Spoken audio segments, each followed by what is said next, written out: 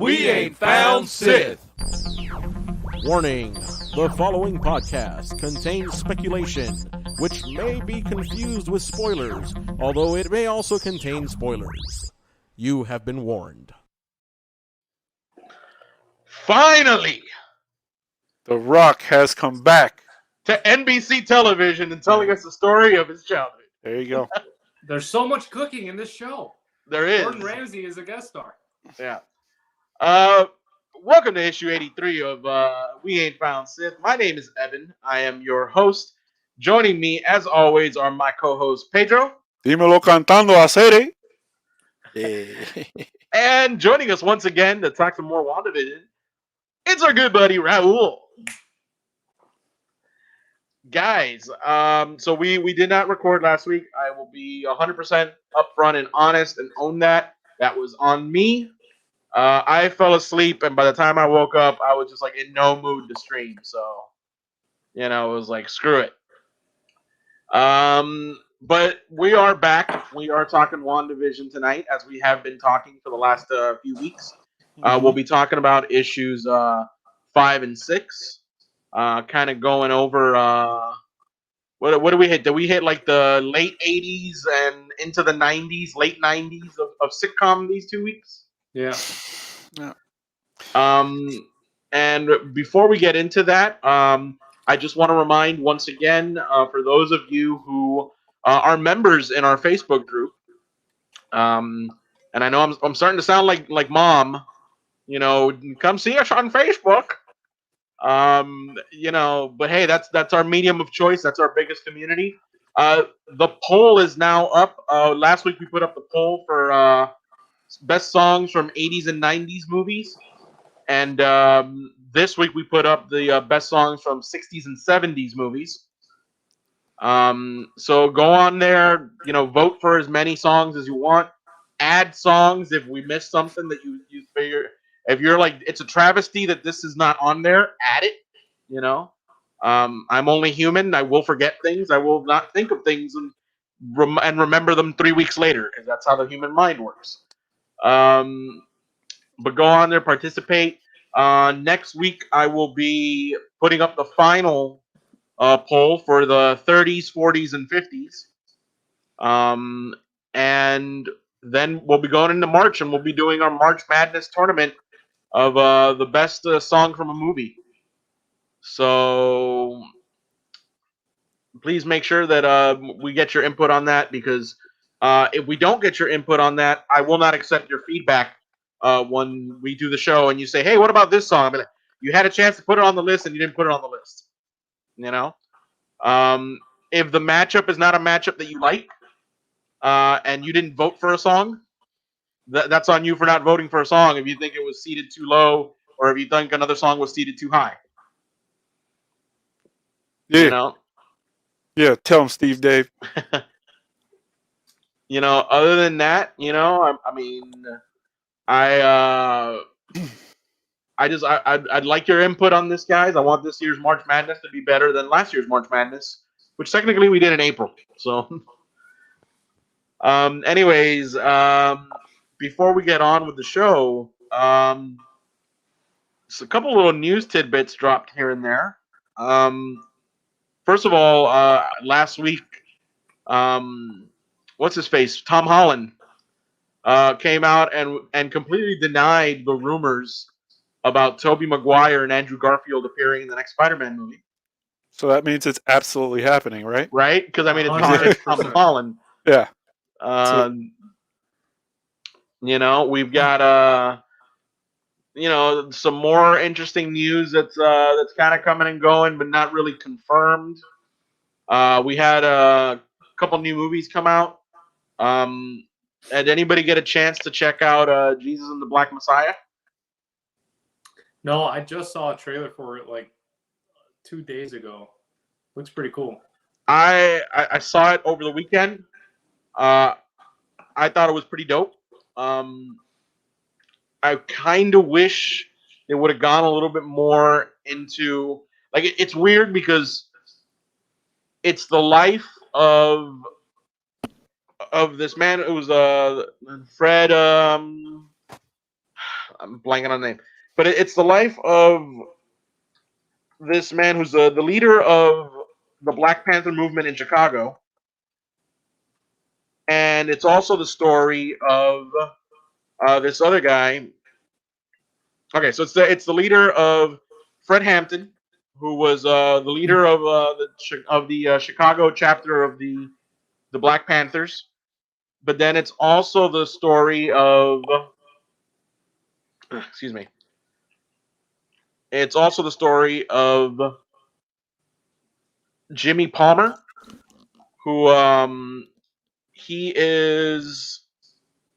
I'm sorry, not Jimmy Palmer. William O'Neill, who he was just a young guy. He got caught up in some criminal stuff, and the FBI basically used him to infiltrate the Black Panther Party and like give them information on what was going on. I think the movie doesn't know whose story they want to tell you because they're telling you the story of William O'Neill, and then they tell you the story of Fred Hampton, and then they switch back and forth, but they don't really dive into the actual stories of either one of them. Instead, it was just kind of more like, here's what was happening in Chicago at that time, and we're gonna give you like a little bit, but it's like after so many years, I feel like they could have given you like so much more, and they don't really do that. I think if they would have decided like, let's do a movie about William O'Neill, or the vice versa, if they would have said, let's do a movie about Fred Hampton, we would have had a much better movie. But either way, it's an interesting watch. It's based on a true story, which means it lies its ass off in certain parts. But that's how all the based on a true story movies are. I will say we get a really good performance from Jesse Plemons, who plays the FBI agent, Roy Mitchell. Jesse, he's one of those actors that you probably know his name, but as soon as you see his face, you immediately recognize him. He was on Friday Night Lights. He was on Breaking Bad. Been in a bunch of things. And Black Mirror. He's what happened? Black Mirror, right? Yeah, he was in Black Mirror, the Star Trek episode. The Star Trek episode. Yeah. And he's but his performance, like he's becoming like one of my favorite character actors.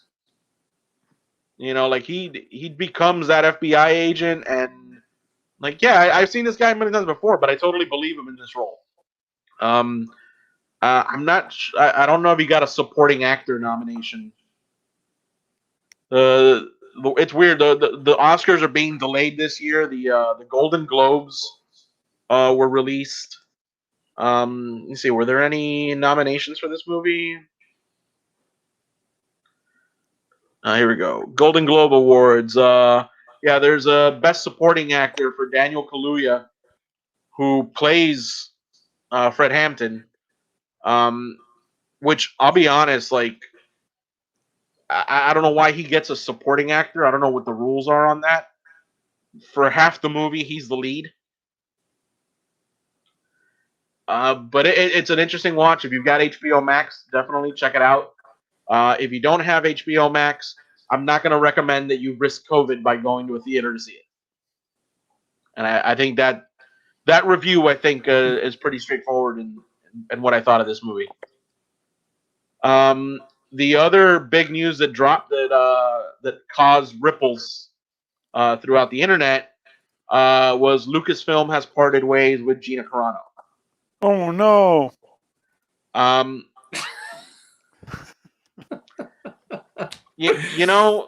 We've been seeing this shit for 3-4 years, right? Watch what you're saying online, because if you're gonna lose the company money, they will kill you. They will remove you. But to be fair, I don't think she said anything crazy. But it hurt some liberals' I'm not going to get into whether. So I'm not going to get into whether things are crazy or not. In my opinion, anybody that posts anything about like not wearing a mask, there's a level of crazy. And honestly, this tweet was like the last tweet in a series of tweets. The particular tweet in question, which was actually not even a tweet, it was a repost of an Instagram story. In and of itself, everybody's saying it's anti-Semitic. I mean, and I'm not Jewish, so I'm not coming at this from any perspective other than as an outsider. I don't think there's anything in that message in and of itself as an isolated message that could be read as anti-Semitic. Then again, comparing how conservatives are being treated to how the Jews were treated in 1930s Germany, I do think there is quite a bit of difference there. Is that what she said? So the message in question stated that basically that before the Nazi Party could round up all the Jews, they first had to turn everybody in Germany against them. And that, what's the difference between, victimizing, like villainizing somebody for their political views as compared to their religious views? And again, it's not an apples to apples comparison. like if she wanted to say like conservative actors in Hollywood are going through a brand new form of McCarthyism, then that I would have been like, well, that there's absolutely nothing wrong with that analogy. If you want to say that conservative actors are being blacklisted by Hollywood and not being allowed to work, I mean, I think that's pretty much a spot on definition of what's going on. But to compare yourself to an entire legion of oppressed people, and especially when, if you were a Jew in Germany in the 30s, you were a minority of the population, probably about like the percentage in the teens or the low 20s. If you're a conservative in this country, you're about half of the country. So not exactly a minority. Yeah. So it's and again, I'm a person. I'm for freedom of speech. I don't think she should have been fired over this. I'll be honest. If anything, what the last couple of years has shown is that SAG is a shitty union. Because every other union that I know of, the police union, the firefighters union, the teachers union, if any one of their members get any kind of like a disciplinary action, the union is immediately like, "Hey, you can't fire this person." Apparently, not the Screen Actors Guild. Like, oh, you fucked up, you got fired. Sorry, the union can't do nothing for you. Like, what the fuck is the point of having a union at that point? So it is one of those things where you see certain things in a certain light and you go, she kind of brought this on herself, but at the same time, it's like, I don't think she should have lost her job for it. Like, I mean, Woody Allen had a ton of shit, and there's a documentary coming out on Sunday, which is probably going to shed even some more light on the shit that happened. That guy won an Oscar, like, within the last 10 years. So, and it's not like we didn't know about the shit, because we've known about his issues since like the 70s. Roman Polanski is another guy who did some horrible, despicable shit. Roman Polanski, hooked up with like a 13-year-old. All the actors in Hollywood up until like the early 2000s were like, "Oh, I'm so excited to work with him." So it is it's a backwards world out there. But it is what it is, and you got to take it for what it is. So in other words, oh no. Yeah. She's just unlucky that she wasn't bringing in that Chris Pratt money. Because I don't know if you guys heard about that, but like 3-4 weeks ago, they tried to go after Chris Pratt, and they like used fake tweets that he didn't even write. But they were like, "Fire Chris Pratt!" Like these tweets aren't even real. It's all just stupid, bro. All this shit's stupid. I saw something like a few months ago where they tried to go after Chris Pratt because he wasn't supporting Joe Biden, or he didn't explicitly say he was supporting Joe Biden. That's the best part of all this, is that she should have kept her mouth shut and not said anything. But the reason the whole thing started is because she was keeping her mouth shut and not saying anything. And I just, like, I'll be honest, man. If you're an actor in Hollywood, I don't see what the use is of having a Twitter account. 9 times out of 10, all it does is get you in trouble. Because if you don't offend one person, you offend another. That's how you get your news today, boy. Yeah. That's just what it is. Well, I know I don't get my news from Twitter. Well, that's what everyone does, not you. First of all, I hate anything that comes off of Twitter because then they use Twitter as a source. Like I don't know if you've seen this fucking trend and this shit goes all the way to like the major newspapers. This shit goes all the way to like the Washington Post and shit like that, where it's like, here's an article about like 4 tweets. And like I remember talking about this back in like when we were talking about the whole Captain Marvel thing and the Ghostbusters thing, and it's like they write an entire article about the misogyny of men, and it's like there's literally like 4 tweets that they point to, and if you go into Twitter and you start looking, they were the only 4 tweets out of like 1,000 tweets that were that had that opinion, and then it's because they write an article about it, it just drags all the other guys out of the swamp. It's like well, I'll tell you what. Twitter told me about a fucking Nintendo Direct that just happened today. So, oh yeah, I love Twitter. Oh well, in that case, we can move on from this bullshit story. It doesn't really mean anything, and you can tell us about what happened there. Nothing much. They just announced the big thing is for Smash. We're getting Xenoblade Chronicles 2 character. And Okay. Splatoon 3. That's like the big thing. They're still releasing characters for Yeet! For Smash? Yeet! I would have figured they'd be releasing a new game by now. That game's forever, son. That shit's coming out all the time. It's a good shit. So yeah, that's it. It was cool. New stuff coming out, bro. 2021. Things are going back to normal for Nintendo finally. So all last year we didn't get shit. Mm-hmm. It is what it is. What was the last episode we spoke about of WandaVision? Because I don't remember. 3 and 4. Okay. What was the last episode of WandaVision that we spoke about? Because I don't remember. So you gave me numbers. Episode 4 ends with is the one where we get to find out what's going on outside. Oh, the one with Monica Rambeau. Rambeau. Yeah. Okay. And then 3 was what? 3 was when she gives birth to the twins. Oh yeah, that was bullshit. Okay, so yeah. Okay, so what was the last after Rambeau? Man, this is why I wanted to see all of it. I can't remember this shit. What happened after Rambeau episode? Okay.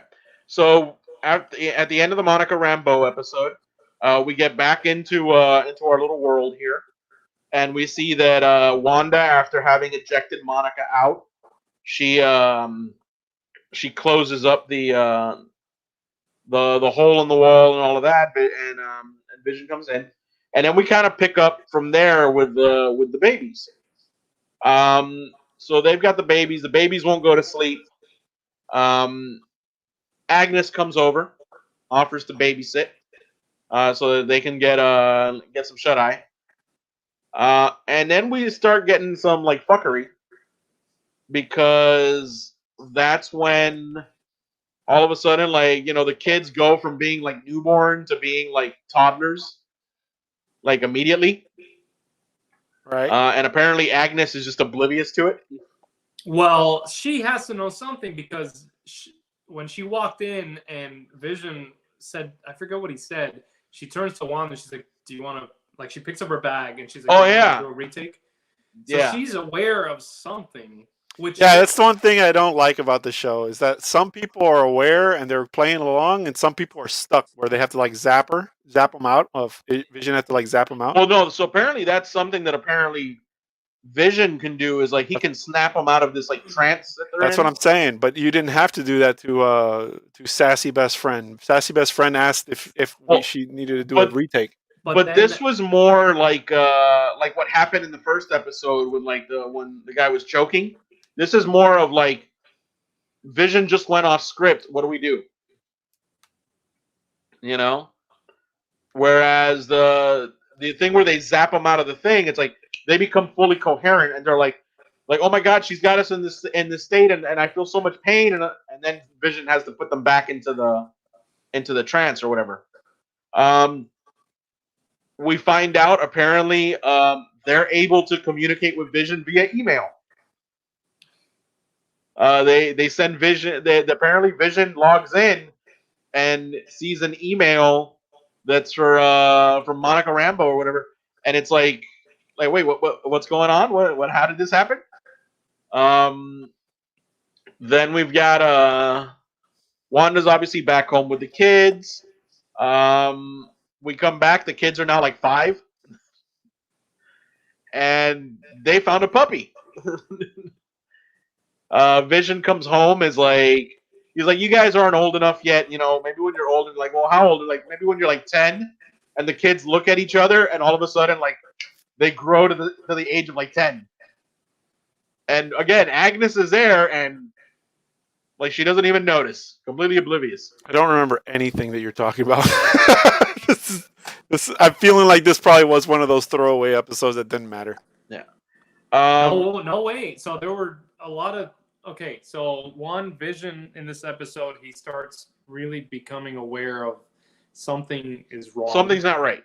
Right. So this is the episode where he zaps Homeboy and Homeboy's like freaking out. Yeah. Okay. That was a significant part of the episode. Everything else was thrown. No. Another significant part is we realize the children are not controlled by Wanda, and they are aware of what's going on because they're like, "Oh, where's Dad?" At one point in the episode, and she's like, "Oh, he's at work," and they're like, "Wait a minute, on a Saturday this morning." And she started like trying to fix the story up so they would shut the fuck up, basically. Also, the fact that like they themselves make themselves age. Yeah. Like they don't like it's not Wanda that that magics them into an older age. Like they do it to themselves. Then we also get where we're now seeing also what's going on outside. We get this director Hayworth, who is like asshole number 1, who's like, she's a threat and we have to take her out, and they're like, Hydra. We don't know the exact situation, I told Pedro I'm buying him dinner if there's actually a Hydra. Okay. They send in a drone, and it shows up and she's trying to communicate with Wanda, and that's when Hayworth is like, all right, fire or whatever, and she's like, wait, what? And like totally catching Monica off guard. Yeah. We get and that's when Wanda comes out just pissed. Oh, that was the episode where she got all big bad. She dragged the drone out and throws it at him, and she's like, and all of a sudden she's like wearing like her her modern gear, and then she's like, she magics all the frickin' sword guys into aiming their guns at Hayworth. Hydra. You keep saying Hydra. I don't think Hydra has anything to do with this show. We're gonna see.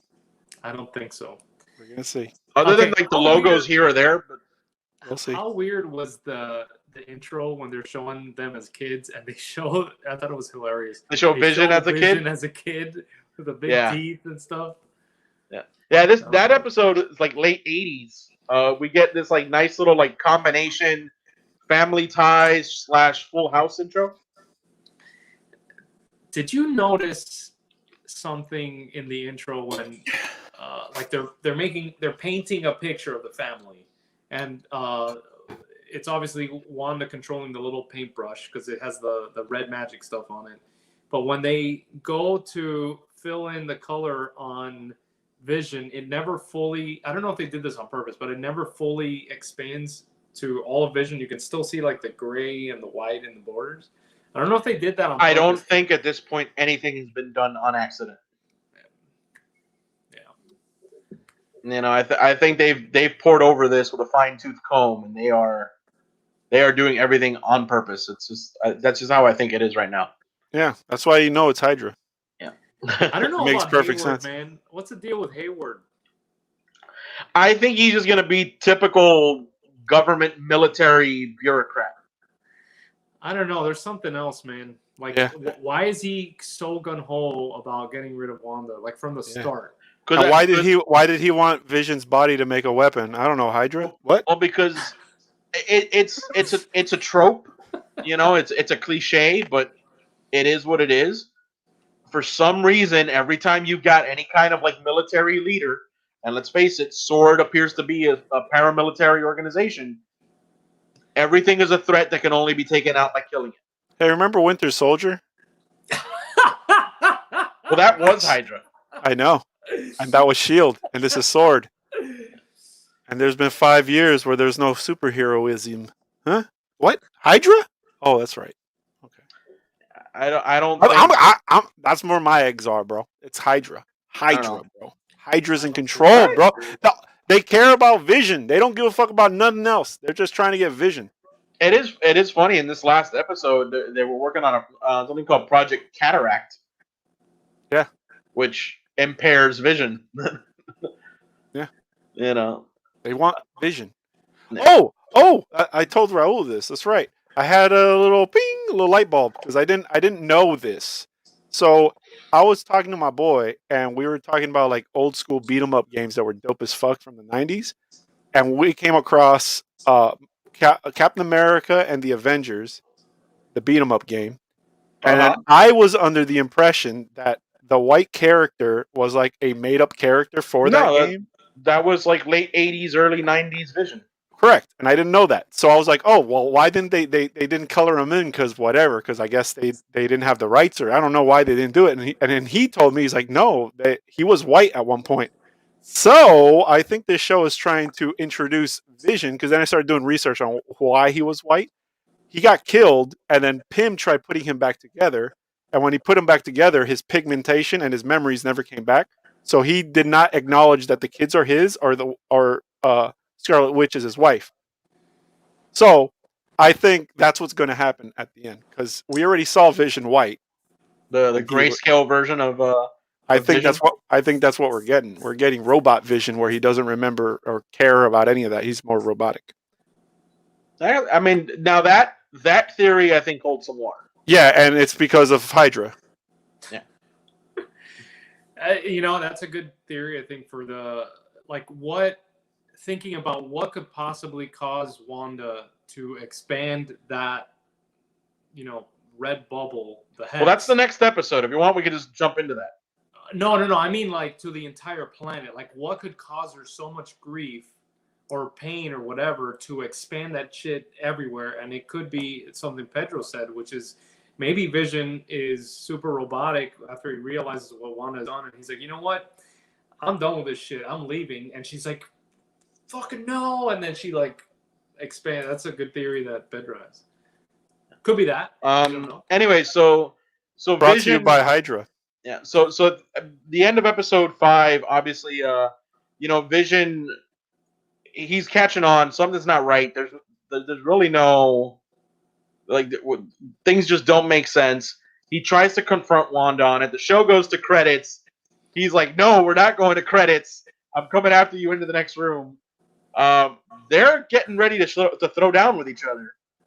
And all of a sudden, there's a knock on the door, and it's Pietro. But it's casted. I love the fact but that it's not Marvel Universe Pedro. It's Fox Pietro. Which is the better one, let's be real. Fun fact also, the actor who played Pietro on both accounts was in Kick-Ass. Yeah. Yeah, they were both in Kick-Ass. And there's a little nod to that in episode 6. Yeah. Oh, they did? Yeah. Oh, well, I didn't catch it. Did you catch it, or you guys watch somebody talk about it? Come on, be real.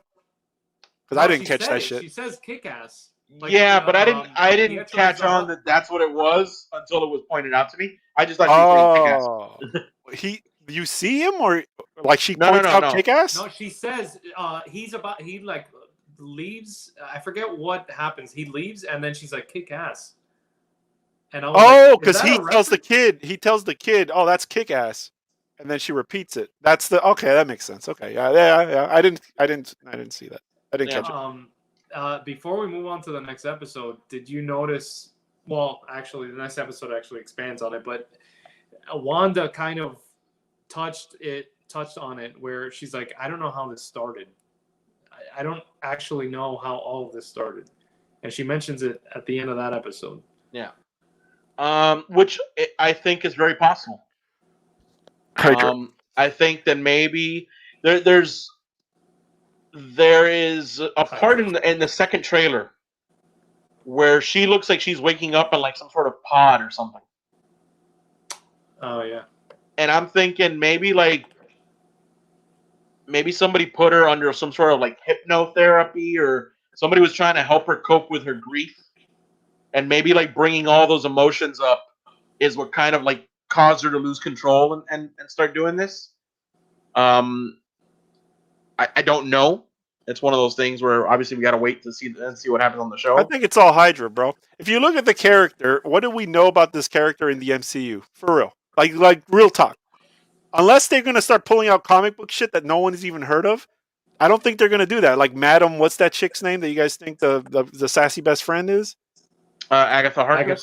You guys think that they're going to bring in Agatha Harkness because you guys read the comics. But if you haven't read the comics, who the fuck is that? They're going to introduce her in 2 episodes?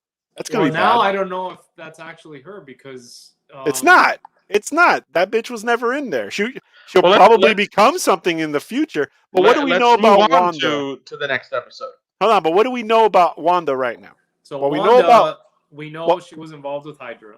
Correct. Fact. We know Hydra gave her powers. Fact. No, Hydra did not. It was the stone. Yeah, but through Hydra. I mean, but through Hydra. Yeah. Right, but the stone. So that's why she's connected with Vision. That's why they're a thing, because they're both connected to the stone. So you sever the stone, you sever them. That's what we know about them. That's the connection we have of these characters. So why would they introduce a third party in a story about her, and all we know is all that stuff? That's where my mind's at. You know why? Because they're tying this to Multiverse of Madness. They're but we're in episode 6 now? 5? Yeah, 5 but or you 6? know how it is, bro. They introduced the Infinity Stones like 10 years before the Infinity Saga movies. That's fine, but I mean, the end of this series, they're not going to explain any of this. They have to explain somehow. Which I don't know if that was always the intention. I get the feeling that when Captain America, the first Avenger, came out, I get the feeling that the Tesseract was meant to be the cosmic cube, and then somebody was like, "Hey, what if it's one of the Infinity Stones?" Yep, and that's where. Yeah, that was let's fix this problem real quick. Yeah, let's fix it in post. Yeah, let's little retcon. Yeah. For sure that was the cosmic cube, but they changed it so that they could make a bigger storyline. For sure. Which, if you were only going to do those movies, is perfectly fine. But now you've ruined like the Eye of Agamotto. They didn't ruin it. They could in the Doctor Strange universe. They could always bring it back. Without bringing back the Infinity Stones. Well, I mean, aren't they forever? Aren't they like infinite? They come back. Know. I know it has been established that within different universes, each universe has a set of Infinity Stones. Right. But they don't work outside of their universe. Right. Oh yeah, they showed you in that movie. Well, this was in the comics. There was like a crossover between like the Marvel 616 universe and like the Ultimate Universe, and like the Infinity Gauntlet from 616 brought into the Ultimate Universe. When they tried to use it, nothing happened. Like it was like, nope, you have to use it in its own universe. It doesn't work in another universe. So it's like it's kind of weird that way. Okay, so here's my prediction on what's happening here. Because you guys are like, I say Hydra, and you guys are like, yeah, okay, Pedro. I think what's happening is Hydra, while they were all in hiatus, because Hydra took control of S.H.I.E.L.D., Hydra also went and this main guy, the piece of the dickhead, he was an agent of Hydra when he was in S.H.I.E.L.D. He was put into Sword, and now he's like taking over Sword with Hydra. And they want to use a new weapon because they don't have the stones anymore. and the closest things to the stone was Vision. That's why they were dismantling him and trying to make him into a weapon. She was either being treated for or something. She was in their control. This is my theory. She was in their control, and she found that, and then she lost her mind, and then that's when she created all this shit. She found Vision. I don't know. It might have holes. I don't know. I'm thinking off the top of my head, but I think that's Hold on, it's somewhere I'll around fill there. in some gaps for you. Not that I saw a picture. I saw a picture I'm today. thinking maybe at the sword. Okay, so we know this is 3 weeks after Endgame. Okay, they're mourning the death of Tony. Still, they're mourning everyone's death. To Wanda, it's only been 3 weeks. For everyone else, it's been 5 years. So she was one of the ones that got snapped out of existence. Right. So it's fresh. She did. Never mind. My theory goes out the window. I thought she didn't get snapped. No, she got snapped. Hold on. So I'll go with you. So we know Sword is a thing. We know what's his face? Nick Fury is now back to. So maybe Sword. Oh wait, no, it makes more sense now because now she comes back and Hydra already took over Sword. Right, because Nick Fury wasn't here to protect. Yeah, see, Raul gets it. I didn't even get it, but now I get it. But I'm filling the gap. So it's been 3 weeks, and now Wanda is like mourning, and she's like, "Man, I need help." And Nick Fury's like, "Yo, I got you, girl. I got this facility. Yeah. Sword. I'm gonna be in the space station, but you're gonna go here, and you're gonna get some help." She gets some therapy or whatever, like you're saying, and then the therapist says something about Vision's body, and she's like, "Wait, what?" And then, like, she freaks out. She finds out where it is in the building. She breaks it out, and then she goes to the filling in the gaps here. Maybe. I'm not saying what it is. Or I think that's spot on. I think that even maybe she created it there, and the facility is actually the city she's living in. That place never existed. It's just a Sword facility. I'm more of the. I think. Obviously she's an Avenger. She's living on the Avengers campus. It's probably more of like somehow she finds out that like they're keeping Vision's body there. Well, remember, Avengers campus got wrecked in Endgame. It's gone. She has no home. Yeah. She has no Vision. She has no Tone and no one. Everyone's dead. I'm sure they would have found a spot for her at like Avengers Tower or something. No, of course they would have offered it, but she lost her brother a few years back. This is up until now, and I think this is what all the commercials have been about. All these things of like, it's all grief. It's all grief and depression and sadness. The pain that these people are, whenever they snap somebody out, she's like, there's so much pain. I don't think it's physical pain. I think it's emotional pain. Yeah, they can't control themselves. Yeah. They're being like Monica fully manipulated. Yeah, Monica said it too. She's like, there was so much, not depression, so sadness, whatever she said. Mm-hmm. Sadness, depression. Yeah. Anyways, let's move into episode 6. Well, one more thing. Monica's MRI scan and her blood work. So they're already I think we're all on the same page. Wanda creates the X-Men, right? Yeah, I think so. I think we're on the same page. I think Wanda creates mutants. Yeah. So we know Monica Rambeau is going to be Proton. We don't know how it's going to happen, but this could be it. And they start kind of alluding to it with this MRI scan where it's like kind of blank. And then the next episode, now that we're about to talk about it, they expand on that. Yeah. Okay, so wait, was it in episode 5 or episode 6 where we find out her clothing was made up of 5? That was 5. That's 5. That's 5. Yeah. So they go and we see the fish pants are there, and she fires at the fish pants, and the bullets come off of it because the fish pants are getting Kevlar. Episode 6 was good. The other one, no. Episode 6 was really good. Yeah. So episode 6. So we're back in the Maximoff house, and it's Halloween. Very important. Halloween in the 90s now. Yeah. Oh yeah, Malcolm in the Middle episode. Come on, that was great. Wanda comes down. She's dressed up in her classic costume from the comics. Also, another reason why I love this shit. She says she's a Sokovian witch. Fortune teller. Fortune teller. She didn't say. Please, they didn't get that cheeky. I would have fucking nutted everywhere if she called her by her actual name. They do allude to her being a witch a lot. In the They last do. episode. Even her best Like, friend is a witch, and she starts giggling like a witch and everything. Yeah. Well, they start saying, does she have a code name? The Hex. So it's Yeah, kind of I know. alluding, she's Scarlet Witch. I know. I'm just waiting for the day when they finally say Scarlet Witch, because it's been fucking what, 10 years now? Yeah. Well, no, she hasn't been around in the MCU that long. Still. But anyways, Vision comes down, and he's also dressed up like his classic character. But a homemade version. All of them are homemade. That's what is awesome. Yeah. Quicksilver had his homemade costume too. Well, when I say homemade, because when you look at Vision, it's like he's wearing like yellow shorts instead of it being like the briefs or whatever. They're like boxers. He says he's a luchador. Makes sense. It looks like it. Which I thought was great. And then he kind of, for a moment, was like, she was like, "Oh, how'd you know to wear that?" And he was like, "It was the only thing in my closet." Like they're like alluding like you wanted me to wear this, that you made all the other clothing disappear. We see the kids, and they're already in costume, and so okay. Another thing, discussing with a friend of mine, though she actually has kids. I don't know her storyline. She actually has. Those are real kids. Okay. Right. So they're real, made from fake. In the comic, not in the show. I know in the show she manifests them. I'm talking about in the comic book. So and I believe in the comics they're manifested as well. They're manifested. But there's a Mephisto tie where they're. Yeah.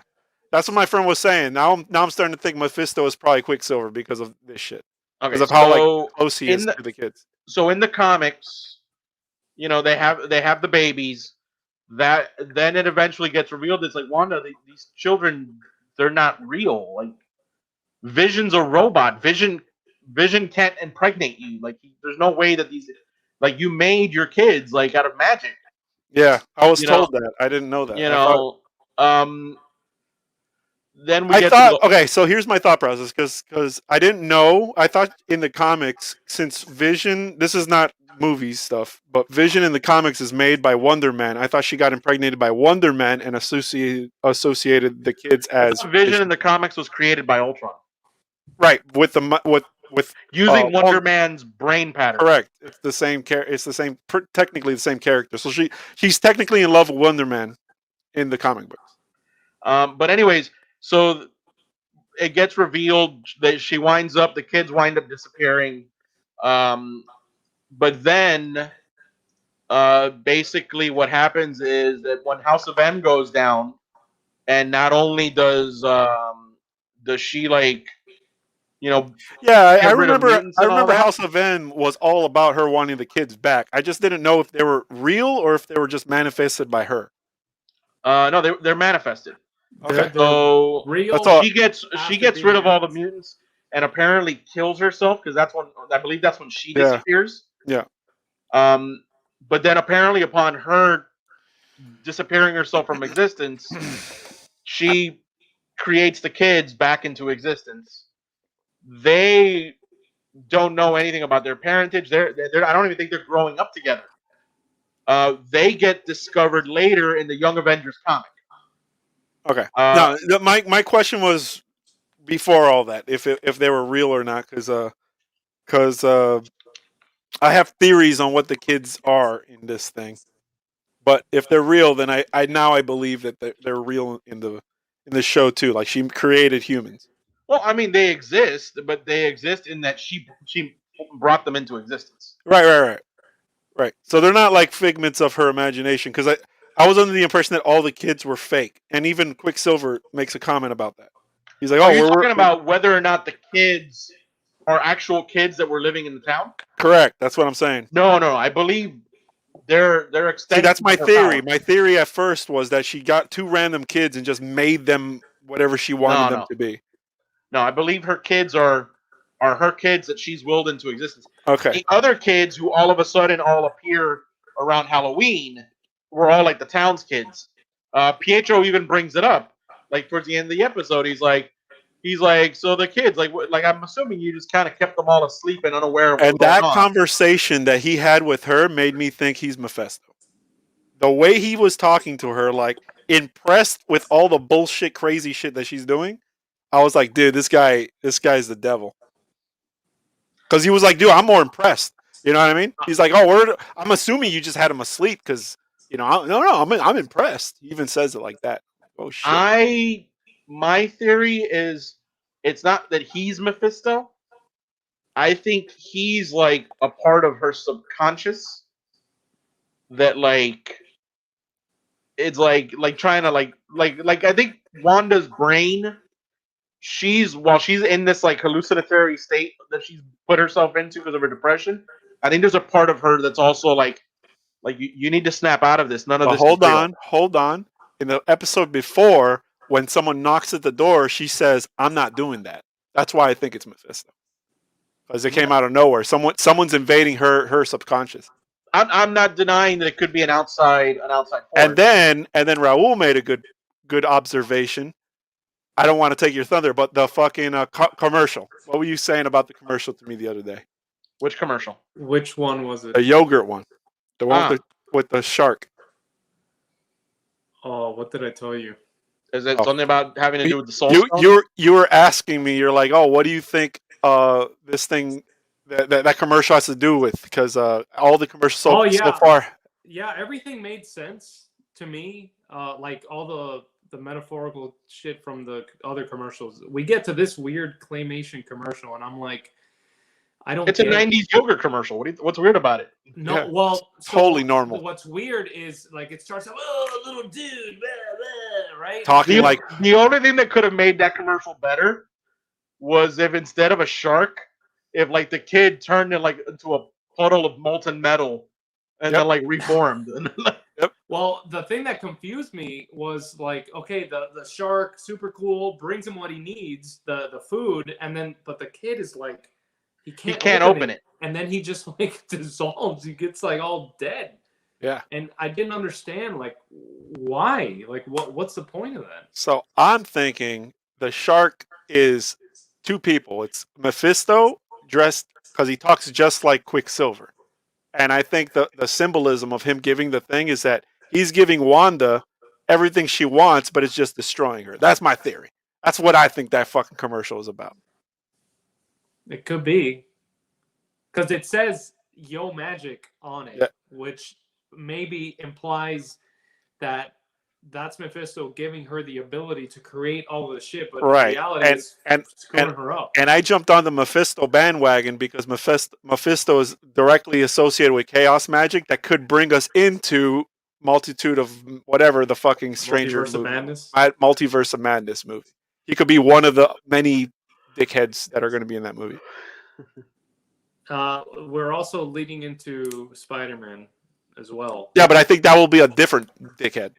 You know what I mean? Well, he's going to be the dickhead who introduces one, like, you know?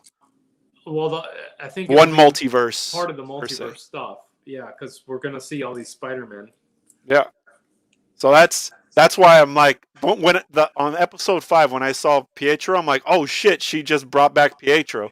And then when he was having that conversation on Halloween, where it just seemed like someone talking to the devil, like he's just giving you ill advice. You know what I mean? I was like, dude, this is not Pietro. This is somebody else. See, I was more of like, it's not that he's giving her bad advice. It's that he's showing her that he knows what's really going on, and she doesn't want to be reminded of that now. Yeah. And the reason why I think he knows what's going on is because I think he's being pulled from like her memories. I don't know what the explanation is going to be for why he looks like the Fox version, why he's the Fox version of Quicksilver and not the MCU version. The multiverse scheduling conflict. No, it's multiverse. They're introducing the multiverse. Yeah. But I feel like after that reveal, we should get a couple more, like bring in a couple more recognizable faces from outside of the. Because like now that you're leading up into this, and now that you've given us Quicksilver, if you really want to cement that, like, oh, by the way, this has to do with the multiverse, we need to see some more familiar faces that weren't from the MCU. You know, and whether that's at the end of the episode or whatever. They also announced that each episode is going to be an hour now. Thank God. Yeah, the last 3 episodes will be an hour long. Fucking 30 minutes was not. That was But my terrible question idea. is, if the episode's going to be an hour long, does that mean that instead of like 6 minutes of end credits, we're going to get 12 minutes of end credits? Oh my God, there's so many credits. Oh my. There's so many God. credits, and there's nothing at the end of them. No, I've checked on each and every one of them. Through, I'm like, is this all like people's names? What the Yeah. hell? I mean, have you seen the quality of these shows? I don't blame it. There's a lot of it's people working on amazing, this shit. But you know, when it's basically 30% of the content of the episode, it's a little annoying. Yeah, it's a little annoying because you go, oh, the episode's 36 minutes long. And it's like, no, the episode's like 25 minutes long. Yeah. The rest of that is credits. Yeah. Um. So how about this is where I get a little confused. Agnes gets zapped out of her trance. She recognizes Vision as an Avenger, but she also realizes he's a dead Avenger. Yeah. So And then like, she "Am I freaks dead?" out. She freaks out thinking that she might be dead. Yeah. Meanwhile, But then- Agnes, he's a robot. Why would he be in the afterlife? So, Well, weird. so one thing that kind of takes the fucking winds out of my sail for my theory on the version of Vision that we have is the white one is because he walks out of the hex and he's full color, but he starts disintegrating. Yeah. That's Yeah, the like he only starts- thing that I'm just like, fuck. Well, not only does he start disintegrating, like all the pieces start flying back into the Because he only exists in that fucking world. that, or it's almost like a tractor beam trying to pull him back in. And obviously, they apparently Wiccan, which is what I'll refer to him as, because I don't know if he's Billy or Tommy. The one with the headband and the red Yeah. cape, He apparently starts sensing his father's pain. which is his power in the Young Avengers. Like he has like what is it? He can like Telepathy? sense, something like that. He's got telepathy and he's got Wanda's powers, kind of. He doesn't have he doesn't have chaos magic, but he has No, that's why I said kind of. Just like Tommy has the speed, Quicksilver. or the other one. Yeah. I don't remember which one. Which is another thing we get early on in the episode. Or halfway through the episode, we find out, hey, Tommy's got super speed just like his uncle. Yep. Because at first, like, Quicksilver's taking both of them all around, and so he's like, oh, okay, whatever. But then all of a sudden, Tommy takes off on his own. I was like, oh, okay, Tommy's got super speed. But then, I guess if we're gonna call speed Tommy, I guess the other one's Billy. Billy doesn't really show any powers until all of a sudden, like, he starts feeling his dad's pain, and all of a sudden, like, his powers start to manifest. That's when Another little light bulb, because when they were using their super speed to like get candy at first, it was innocent, but then it's like, oh, all the pumpkins are getting smashed. Evil doing. Why would Quicksilver be doing some evil shit? You know what I mean? because he's an asshole. I don't. Well, he's not Quicksilver's Billy. It's Quicksilver, but Quicksilver's character in the comics is not that. Yeah, he is. Quicksilver's always been an asshole. In the comics, He's always been an arrogant asshole. He's Magneto's I don't remember that son, at all. and he will be respected. Don't you know that my father's a powerful man? Like he's always been an ass. Damn, I don't remember that. Okay, well, you probably read more of that shit than I did. I don't know. His I first just- scene in the MCU was super arrogant. Him and Hawkeye. Yeah. Super I think- arrogant. Yeah, the only time in the comics that I can remember that Quicksilver kind of toned it back was when he met Crystal of the Inhumans and he started falling in love with her and all of that. But other than that, I don't know. I remember in House of M that he wasn't in it. That's the only thing I read with Quicksilver in it. So I thought that was just his character. I don't remember him being arrogant in House of M. But okay, never mind. It takes my shit out the window. But I still think that guy's the devil. He's the devil. I'm telling you. So if Agnes is Agatha Harkness, why It's not. did she? Yeah, that's the thing. Like after she got zapped out, like she would have used some type of ability or something, you know? Yeah, I don't think she is. It also we don't know like how long it takes someone to get their bearings. Like Monica got completely ejected out of that reality. Once she was ejected out, like Wanda had basically rejected her. She's like, I don't want you around. She boots her out, completely removes all the control from her. With the others, we can tell that like they're still within the hex. They're still like feeling the control and the pain, even though like Vision has temporarily snapped them out of it. But they're still in there, like they're still technically under Wanda's control. I love that the further that the Vision goes out, I was gonna say like, that. people start freezing. I thought that was the coolest part of the episode. You could like they were just like glitched out, doing the same thing over and like the further they just were standing there, they're just like broken NPCs and shit. Well, she's only got enough RAM, right? Yeah, Like she can't dude, run. that What's was going on? that episode was so fucking good on so many levels. Like I fucking love that episode. And then it was on Halloween. That's like the coolest. Yeah, that episode was so dope. And then And that girl was crying when she was just like trying to glitched out. like just repeating her actions. That shit was so fucking good. That looked like, dare I say it, Stranger Things shit. That shit when he was walking down that street and he was just looking like, what the fuck is happening over here? Gave me that vibe, man. I was like, oh man, this is wild. Anyways, so Vision tries to like escape. Wanda, Pietro makes a stupid comment. It's not like your husband can die twice. She zaps him. Then she basically like stretches the bubble out, and we get not only do we get the circus is now in town, and all the sword agents have been turned into clowns. Darcy, who helped Monica and Agent Wu make their escape because they're going to go get help. Darcy gets handcuffed to a truck and she gets pulled into this reality. Yeah, by Hydra. No, by Wanda.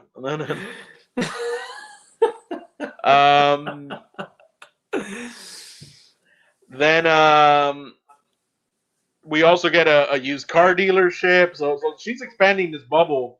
And apparently we don't know what her limits of how far she can expand the bubble. We know there's a limit to like how far she can actually control people. Because we see that in the episode.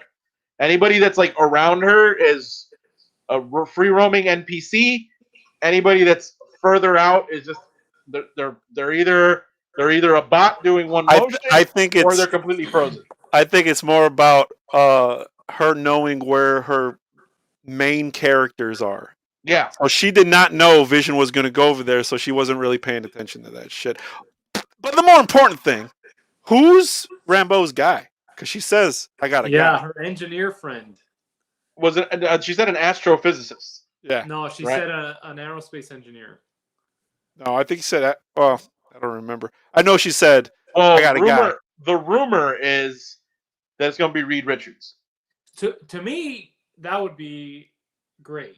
Yeah. And I mean, maybe shit. I don't know. Maybe he worked for Sword. Which, by the way, you can't because that's Hydra. Quick side note. You guys see like the Super Bowl commercials? No. Some of them. So SpaceX had an ad for the Super Bowl. I think it was for the SpaceX Dragon or something like that. And they're calling it Inspiration 4. And it's like inspiration, and then inside the 0 there's a number 4. For like 15, 20 seconds watching that commercial, I thought we were getting a trailer for Fantastic Four. Because we're getting spacesuits, we're getting the number 4 in the middle of the screen. I'm like, wait, is this a trailer for Fantastic? No, it's fucking SpaceX. Is Elon like Marvel Musk should Dr. fucking sue Doom? SpaceX for copyright infringement. Is he Dr. Doom?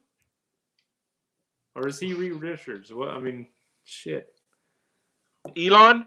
Well, Elon. He is from another country, isn't he? I know. Elon Von Doom. Yeah.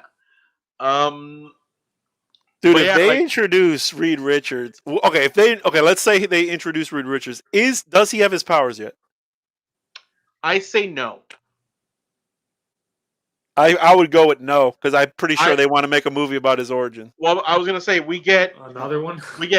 Reed Richards, A good one. a brilliant scientist, and then he's working with Sword, and then he goes on a mission for Sword with his his partner Dr. Sue Storm and their pilot Ben Grimm, and then I don't know how we get Johnny Storm into it. Yeah, I don't know. We know that Reed and Sue are going to be scientists. Well, Victor Vaughn would also be with them because But he was the Although, fourth member. I don't like the idea of him being on the crew. He was on the crew. The movie did that. He wasn't on the crew in the comics. Oh, he wasn't? No. I thought that he was a partner. That's why they went into that portal bullshit. No, the origin of Doctor Doom in the comics, he and Reed went to college together. They were rivals in college. Doom did something stupid and got himself expelled, and then blamed Richards for it. Because that's what Doom does. Doom is never at fault. Whatever happens, it's always Reed Richards' fault. So he goes back to Latveria because he's royalty there, and basically what happens is that we meet Victor Von Doom like a handful of issues into the Fantastic Four. But hold up. Okay, so Victor wasn't part of their exploration. He's not part of the origin story, no. That's been in the movies and the cartoons because they want to introduce him as quickly as possible, and they don't want to wait to introduce him later. Yeah, because I've never seen the movies, but I did see the cartoon. That's probably where I got it from. Fantastic Four issue 1, and it's the 1960s, so shit was like this. Reed Richards and his buddy Ben Grimm, who are a pilot, and Reed decides to take his girlfriend Sue and her little brother Johnny, and they're going to go on a joyride in this experimental rocket that he's invented. And they get bombarded with cosmic rays. They come crashing back down to Earth. They wind up changing. All of a sudden, the Mole Man shows up. They fight the Mole Man, and they become the Fantastic Four. That's issue number 1 of the Fantastic Four in a nutshell. It's like 20 pages long, and it tells all that story. Yeah, and the cartoon is a little different. Okay, so yeah, so my memory is the cartoon. Got it. But I think if you want to do Victor Von Doom right, you don't wedge him into their origin story. But honestly speaking, the origin or the cartoon version of it is a better motivation for a villain, especially after what you said. Victor Van Doom can never assume that he did something wrong, so that whole accident could be his fault, but he blames it all on Reed Richards, and that's why he becomes. And he doesn't blame Reed for what happened to them. He blames Reed for what happened to him. Yeah, exactly. So like that, because that's the whole thing about him wearing the mask, because his face is all fucked up and deformed. Well, no, so that's another part. It's one of my favorite things about the Doctor Doom origin story, is that Doctor Doom, he had a small scar. And it was deformed. And he was like, I have to cover my face. Yeah, it's deformed. But he grabs the faceplate before it's been fully cooled. And then he actually burns his face. And then he actually winds up burning his face when he puts the mask on. Yep. And then that would work even more, because then he'll blame Reed again. He'll be like, "That son of a bitch put fire." Yeah. And that's the thing with Doctor Doom, is that like I'm always right, and I'm not at fault for any of any of my own stuff, and it's always Reed Richards' fault. So that's not anybody else. Like, it could be Iron Man's fuck up, but even if Iron Man's the one that fucked up, it's Reed Richards' fault. Yeah, absolutely. I think that would be a better origin. I didn't know that the original Fantastic Four was only them 4, because everything I've ever known is that Victor Von Doom was part of their team, and they weren't on a joyride. They were going, I think it was they were in space for something, They got hit with rays, and then they all got specific powers, and he got like the shit end of the shit stick. He came back with like the worst powers, Mm. and it manifested into better. Yeah. It got better with time. Yeah, I just looked it up, and Doctor Doom does not get introduced into the Fantastic Four till issue 5. Well, that was '60s bullshit. I think the cartoon did it better because at least there's a reason for him to hate this guy. You know what I mean? You need a reason for it. But anyway, if they show Reed, I don't think he's gonna have his powers because they're gonna want to show that in a movie. I think. Well, speaking of powers, they talk to Monica and tell her that her DNA is changing. Yeah, and that they don't know what's going to happen if she goes back into the hex. She's gonna be a mutant, just like everybody else in that town. Cyclops is going to be playing with kids in the Halloween episode, and then all of a sudden he's just going to blast somebody. And what the fuck is this? Yeah, Thanks. I don't. Thanks, Wanda. I don't think if they do introduce mutants this way, I don't think it's going to be the people of this town. Oh, I do. I think it's going to be. That would imply Darcy is now a mutant, if you're right. Yeah. That would be awesome because I want more of her. She's cool. There are some rumors going on because apparently we get a quick we'll be like a quick when she's getting into like the into the bubble, like there's like a logo or something that becomes like visible on her clothing, and people are saying, "Oh, she's gonna become this character," and like I don't know the character that they named. I don't know. I don't know what they have in store for it. It sounds like it's maybe like a newer character. But apparently, like they showed some sort of logo that occurred like on her clothing as she was being zapped in. And like, oh, that logo appears like on this other character's clothing. So we'll see. I don't want to read into it because I really, for as much speculation as we do, I really don't want to be spoiled. And you know what? Everything I don't know about you guys, but everything I've said so far is just what I off the top of my dome. I fucking haven't seen anything because I saw one thing, but then it kind of ruined. I watched the first episode. I saw someone's review on it, and obviously this person did like some heavy research and probably got some fucking inside information, and like pointing out all these little. I don't want that. I want to figure this shit or see this shit for myself. So I just stopped doing that. I want to be surprised. Yeah, I want to be able to experience it. So that when Hydra finally comes out, I'm gonna be like, "Told y'all, yeah. I told you." I mean, what if somebody told you like halfway into the season, like, "Oh yeah, at the end they're gonna get saved by Luke Skywalker," and you'd be like, "Well, fuck, thanks." Yeah, it ruins it. Fuck yeah. that. That. Hold on. What if they told you that? I mean, you would still want to see it, right? I'd still want to see it, but the reaction wouldn't have been man tears. Man tears. It'd be like, "Oh, that's how they did it. That's how they did it." But I think I ain't afraid to cry, bro. I'm turning into Kevin Smith. If the people of this town don't become mutants, I don't know. Why would Rambeau turn into a mutant?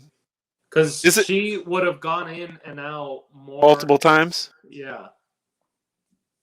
Because I mean, mutants implies that their genes have been mutated, which is technically what she's doing. Well, they have the X gene also, so it's not. Well, that's what the X gene is. It's a mutated cell. Yeah. Marvel doesn't use the term metahuman, right?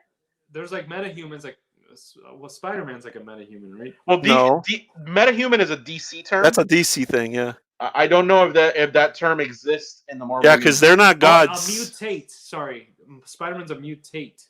Okay, yeah. So a mutate is someone who obtains their powers through either science or some sort of magical artifact or something like that. And a mutant is somebody who's born inherently with those powers inside of them, awaiting to be released. And then they have Inhumans. And then Inhumans, which are What are Kind they? of They like have to a go Wii to like a puzzle. cocoon state or some They, bullshit like they that. did it in Agents of Shield. Yeah. The whole Inhumans thing. They had the whole dust cloud thing, the whole nine. Yeah, yeah, they have to be exposed to the Terrigen mist, and then that activates their powers. Yeah. But it is one of those things where it's like, I like the term that DC uses, which is metahuman. Yeah, but that's all because of gods. They're all Yeah. about mythology. Metahuman is a fucking A old ass demigod, term. Yeah, a demigod. That's all it is. which is weird because I guess because DC's powers are so godlike, their cosmic universe is shitty. Whereas Oh, you Marvel, heard that, Raul? yeah, they're cosmic. Like DC's like cosmic entities are not all that great. Oh shit, you Whereas heard that, Raul? Marvel's cosmic entities, Have you heard of the Green Lantern Corps? they're not cosmic entities. Yeah, they are. But the people that created them are cosmic. The Guardians, The Guardians.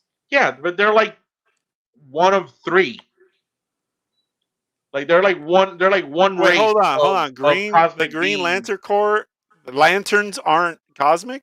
I thought they were. The The Guardians that gave them the power. When I'm talking about cosmic entities, I'm talking about like if you read Marvel, like there's the all the Eternals. characters in Marvel, and then there's these characters that exist like they're like godlike beings. The Eternals. Living Tribunal, the Eon, Ego, the Living Planet, Eternity, Infinity. Like these are all like things that like they're not concepts that normally have a structure, but they in Marvel they give them like a physical structure that allows them to interact with cosmic characters. You know, the Living Tribunal being like the most powerful of them, second most powerful character in the Marvel universe, only to the one above all. I didn't get that reference. The literally in Marvel, like what they would call God, is called the one above all. Oh, okay. And it's usually alluded to that the one above all is either like the creator, like whether that be like Jack Kirby or Stan Lee, or Oh, like gotcha. like he's like the one above all is the all powerful in the Marvel universe. None can, no. But then the Living Tribunal is like judgment of the one above all, like within the universe. The Living Tribunal is the one that like when Adam Warlock gets the Infinity Stones and he starts trying to like remake the universe, and the Living Tribunal is the one that's like puts a stop to it and is like, nope, you're not using this correctly, so we're gonna strip you of the powers. What about God, the Anti-Monitor would be one. And so then, the Monitor and the Anti-Monitor. Yeah, and then Okay, but the Raven. But again, it's not something that like Trigon, I think. Well, Trigon is like a version of like Mephisto. Yeah, kind of. Yeah, He is. They even He's like a look version alike. of like Mephisto, a version of like Dormammu. He's just like basically, for lack of a better term, Satan-like being, devil-like being that exists within the world of DC. But even in hold up, wasn't Mephisto in First Class? no, Azazel. Oh, never mind. So Mephisto only looks like the devil because he chose to like manifest in that way, but he doesn't actually. He looks whatever. Like Sounds like Dormammu. It's weird because in the Marvel universe you have multiple devil figures. But Trigons be Trigons. I don't even know what that means, motherfucker. Let bygones be bygones. You never heard that? Yeah, but Trigons? Trigon from it's just one more gone, man. No. You got bygones and then Trigons. Yeah. Okay. Quadgons? No big. Yeah, Marvel's like Marvel I think has more than one devil figure.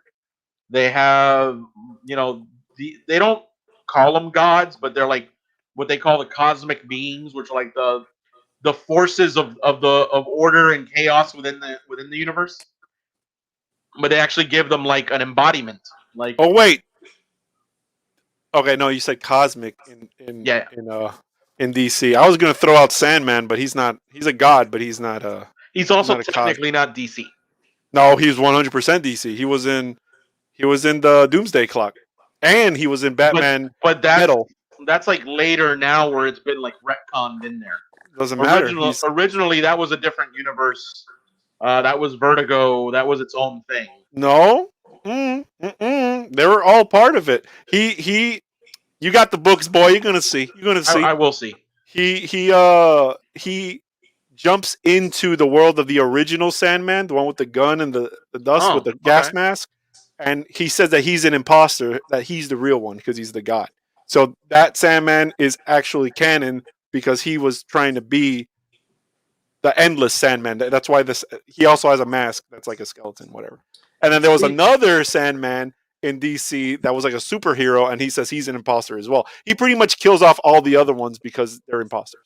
And then he should have jumped over to Marvel and gotten rid of Sandman from the Spider-Man universe. No, he's awesome. He was the best thing about Part 3, but I didn't really do too much with him. Speaking of DC, I'm curious about Pedro. Did you get your Flash powers the same way the other Flash did? Because look at you. What are you talking about? Look at you. What are you talking about?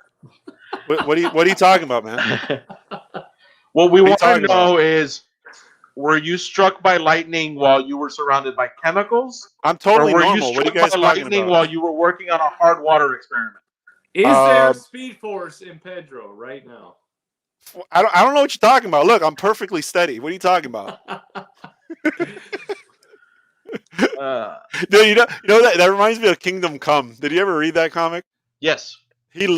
Alex Ross literally draws him like a vibrating, like he's never standing still. He's always doing something. He's so fast that he's constantly doing shit all the time, and his standstill is just this. It's just oh shit. Yeah, Kingdom Come is really good. But what we saying about Sandman? I want to go back to Sandman. I like Sandman. That I guess he would be considered a cosmic entity, but he's more like based on mythological characters. Yeah, but he's a god. He's legit the god of sleep. The Marvel cosmic characters are more based on like abstract things. Because obviously within Marvel you exist the pantheon of gods as well. Because you've got the Norse gods, you've got the Greek gods. Yeah, but they didn't do it good. They didn't do it good. Well, because the gods in Marvel, while being extremely powerful, are just very powerful beings. They're not gods. Yeah. Hercules is a chump in Marvel. I mean, all you have to know about Marvel's cosmic entities is that they are the embodiment and representation of like eternity and infinity. That's all you need to know about that level of cosmic being that we're dealing with. Because even Galactus is still like a rung below that. And Galactus is a force of nature. I want to see them make him good. That Fantastic Four movie where he was a cloud. Come on, man. Come on, man. How do you make something to that scale? Like, how do you do it for a movie? Like, how do you zoom out, like, on Earth? Like, when he because the what are they called? They're not Sentinels. What are they called? Galactus's race. I can't remember. He's the only one of his race. No. That planet nowhere. You're talking about the Celestials? Celestial. He's a Celestial. So Celestials. No, he's not. I don't think he's a Celestial. Yeah, he is, isn't he? No, he's not. He fell into like some middle of some planet. Galactus is a being that is left over from the previous universe. He's not a Celestial. This entire time, I could have sworn he was a Celestial. Galactus is a being. He's left over from the previous, from the previous universe. He went through the Big Bang and came out the Big Bang as this like cosmic being who must like satiate his hunger by feeding on worlds. I thought that was just celestial shit. I thought that's just what they do. No, because none of the other Celestials do that. They're all bad, aren't they? If- Hold on. Now my whole fucking world's shattered. Aren't Well- Celestials bad guys? They're just all bad. No, they're just they are what they are. They're just celestial. I think they're like Dr. Manhattan, where they don't give a fuck. Yeah. just So they're do bad what they guys want. because we're human and we don't like them killing us. Yeah, If- they're bad guys. Okay, if put it to you this way, we are to the Celestials what like ants are to us. Yeah. Like So we're bad aware guys. of their existence, but we don't think about them. They don't affect our lives. And if You you know. kill one, I mean, you're not gonna feel awful, like because they're just ants. You kill a colony of them and you don't feel Well, okay. Well, I thought he was a Celestial, and Celestials can change their physical I appearance, actually so they could turn big, small, whatever. yeah. Well, you brought up Alex Ross. Yeah. One of my favorite stories is Earth X. And what we find out with Earth X is Galactus actually the planets that he feeds on are actually planets where like in the core of the planet is a celestial embryo. Oh. And I what did Earth not X, know that, guys. I could have sworn he was a Celestial. I mean, fucking Kirby drew him just like like they all look the same. They all have that weird. Kirby had that style that he liked to draw in. Yeah, but and he I mean, didn't they care all if he had was that like drawing weird Marvel or headpiece DC. and shit. The armor. Yeah. Yeah, they always But, had a weird headpiece. And well, I mean, he did that with like so many characters. He did that. yeah, with but the I mean, four all characters in there DC wasn't a too. single Celestial that had like, okay, that makes sense. No, they all had like ridiculous things going on with their head. But one of the things that that Earth X does, like the story in Earth X is that like